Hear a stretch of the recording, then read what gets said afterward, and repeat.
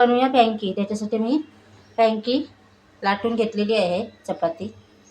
आता आपण शेकूया. म्हणजे बघा दोन्ही साईडने असं शेकवायचं आहे. बस थोडी थोडी शेकवायची आहे. चला आता बटाटा घेतलेला आहे, मॅश करून घेतलेला आहे, हळद टाकलेली आहे, गरम मसाला, लाल तिखट, पॅनकी मसाला, चाट मसाला आणि मीठ. आता एकजीव करूया. आपण पॅनकीला सुरुवात करूया. आता ही चपाती टाकून घेतलेली पॅनकीची. आता टोमॅटो केचप लावूया आपण.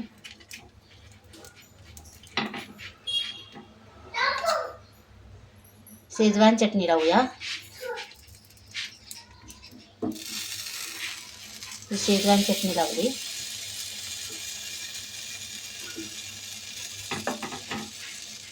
चटपटी शेजवान चटणी. आता बटाटा आपण बटाट्याचा रोल केलेला आहे तो टाकलेला आहे आणि कोबी टाकूया. कांदा टाकूया.